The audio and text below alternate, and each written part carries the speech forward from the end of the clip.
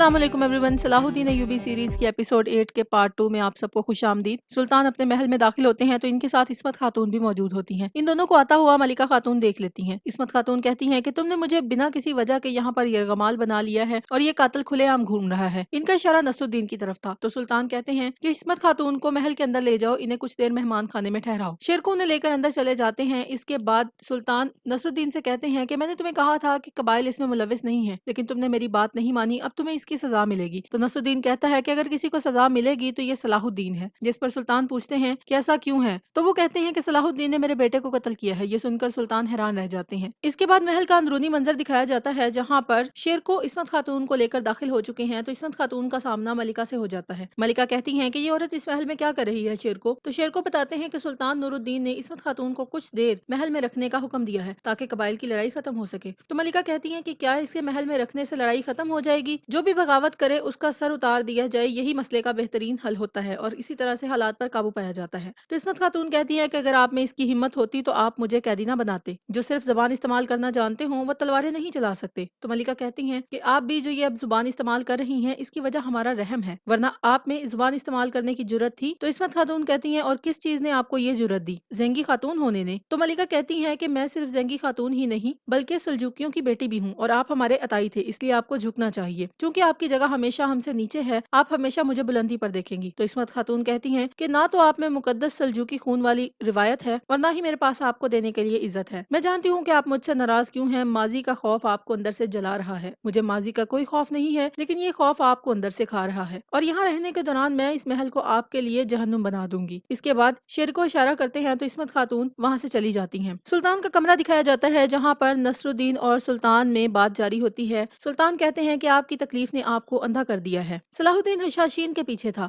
इसलिए उन्होंने इज्जतदीन को कत्ल कर दिया और इसका इल्जाम सलाहुद्दीन पर डाल दिया। तो नसरुद्दीन कहते हैं कि फिर वो अदालत से क्यों डर रहा है? वो इसकी लाश के पास तलवार लिए खड़ा था। अमीर अयूबी इस बात का शाहिद है। अयूबी भी यही मौजूद होते हैं। वो कहते हैं जी बदकिस्मती से मेरे सुल्तान, लेकिन वो एक बात करने लगते हैं तो नसरुद्दीन कहता है कि आप मेरे सामने एक कातिल का दिफा नहीं कर सकते। मेरी खातून और मेरा बेटा दोनों मर गए हैं, क्या आप अब भी रहम करेंगे? सलाहुद्दीन आपका बेटा है, मेरे बेटे के बारे में क्या है? क्या वो इस नस्ल से नहीं था? क्या आपके पास इसे देने के लिए इंसाफ नहीं है? तो सुल्तान कहते हैं कि मेरे पास इंसाफ है, लेकिन तुम्हारी अकल किधर है नसरुद्दीन? तुम्हारी खातून की मौत की वजह हशाशीन थे। तुमने मेरी बात झुटलाकर कबीले पर हमला किया, अब फिर तुम हशाशीन से धोखा खाकर सलाहुद्दीन पर इल्जाम लगा रहे हो। नसरुद्दीन कहता है कि मेरी अकल वही कहती है जो मैंने देखा। सलाहुद्दीन ने मेरे बेटे को कत्ल किया, मैं इसे मुर्दा या जिंदा पकड़ूंगा, वो सजा से बच नहीं सकता। सुल्तान कहते हैं नहीं नसरुद्दीन, तुमने पहले ही कबीले पर हमला करके बहुत बड़ी गलती की है, अब मजीद हद से ना बढ़ो। हमें इज्जतदीन को दफन करना चाहिए भाई। लेकिन नसरुद्दीन कहता है कि मुझे अपने बेटे को दफन करने के लिए किसी की भी जरूरत नहीं है। मैं नहीं चाहता कि आप लोगों में से कोई भी उसके जनाजे पर आए। मुझे अब आप पर एतमाद नहीं है। आप सलाहुद्दीन का दिफा करने के अलावा कुछ नहीं करते। तो यूं भी कहते हैं कि हम नहीं चाहते कि मलिक सलाहुद्दीन को किसी बहतान पर कुर्बान कर दिया जाए। नसरुद्दीन कहता है कि तुम फैसला करोगे कि ये बहतान है या सच। मैं इस कातिल के बाद तुम्हें भी देख लूंगा। तो यूं भी गुस्से से कहते हैं कि हम अभी देख लेते हैं, लेकिन आप मलिक सलाहुद्दीन को मौत के घाट नहीं उतार सकते। नसरुद्दीन कहता है कि क्या तुम मुझे रोकोगे? मैं जानता हूँ कि तुम सलाहुद्दीन को बचाने की क्यों कोशिश कर रहे हो, वरना तुम मेरे खिलाफ खड़े होने की जुर्रत भी नहीं कर सकते थे। अयूबी कहते हैं क्योंकि मैं जानता हूँ कि मलिक सलाहुद्दीन कभी ऐसा नहीं कर सकता। तो नसरुद्दीन कहता है नहीं, आप जो जानते हैं वो इससे भी ज्यादा है। अयूबी कहते हैं कि मुझे इंसाफ के सिवा कुछ नहीं चाहिए। सुल्तान उन्हें रोक देते हैं तो ये नसरुद्दीन कहता है कि हकीकत कुछ और है और वो हकीकत जो तुम्हें तकलीफ दे रही है क्योंकि सलाहुद्दीन सुल्तान का नहीं तुम्हारा बेटा है। सुल्तान और अयूबी हैरत से नसरुद्दीन को देखते रह जाते हैं। इसके बाद जंगल का मंजर दिखाया जाता है जहाँ पर सलाहुद्दीन और उनके सरहदी गाजी छुपकर फौज को देख रहे होते हैं क्योंकि ये फौज मिलकर सलाहुद्दीन और गाजियों को ढूंढ रही होती है। एक सरहदी गाजी कहते हैं कि हम अपने ही सिपाहियों से भाग रहे हैं, सुल्तान महल वापस चले गए होंगे, इनसे बात करने के बारे में क्या ख्याल है? एक और गाजी कहते हैं कि सुल्तान नूरुद्दीन को यकीन दिलाना होगा कि आपने इज्जतदीन को कत्ल नहीं किया। तो सलाहुद्दीन कहते हैं कि मसला सुल्तान के मानने का नहीं है, एक शहजादा मरा है और उन्होंने इल्जाम हम पर डाल दिया। अगर हम महल में जाएंगे तो वो हमें कटहरे में खड़ा करेंगे, फिर हम क्या करेंगे? इज्जतदीन और सरदारान की मौत के पीछे रेहानी का हाथ है। हमें इसकी गद्दारी को बेनकाब करना होगा। जब हम बरी हो जाएंगे तो फिर कबाइल के दरमियान दुश्मनी को रोकेंगे, लेकिन पहले हमें किसी महफूज मुकाम पर जाना होगा। इसके बाद सरहदी गाजी और सलाहुद्दीन यहाँ से चले जाते हैं। इसके बाद दोबारा से सुल्तान का कमरा दिखाया जाता है जहाँ पर अयूबी सुल्तान से पूछते हैं कि क्या नसरुद्दीन ये राज जानता था? तो सुल्तान गुस्से से कहते हैं कि ये तुमने क्या किया? नसरुद्दीन कहता है मैंने क्या किया? मैं आप में से किसी को भी इस कातिल का दिफा करने नहीं दूंगा। मैं इसे पकड़कर अपनी तलवार से सजा दूंगा। मैंने फिलहाल सिर्फ अयूब को बताया है। अगर आप उसकी हिफाजत करने की कोशिश करते रहे तो मैं हर किसी को ये राज बता दूंगा। सुल्तान नसरुद्दीन को गिरबान से पकड़ लेते हैं और कहते हैं कि अगर तुम सलाहुद्दीन के पीछे गए या इसे तकलीफ दी या तुमने इस राज को फाश किया तो मैं इसी वक्त तुम्हारा सर کاٹ دوں گا. اب جاؤ اور وہ کرو جو تم کرنا چاہتے ہو اگر تم میں اتنی ہمت ہے. اس کے بعد ریحانی کا کمرہ دکھایا جاتا ہے جہاں پر یہ راشد الدین اور جو کہ اصل میں پہاڑوں کا بزرگ ہے یہ موجود ہوتے ہیں. ریحانی کہتا ہے کہ جناب جب نور الدین زنگی نے لڑائی کے لیے اپنی تلوار کھینچ لی تھی تو آپ نے اسے کیوں روکا؟ تو یہ کہتا ہے کہ نور الدین زنگی نے یہ لڑائی رکوانے کے لیے اپنی تلوار کھینچی تھی اور میں یہاں اسی لیے آیا ہوں تاکہ نور الدین زنگی اور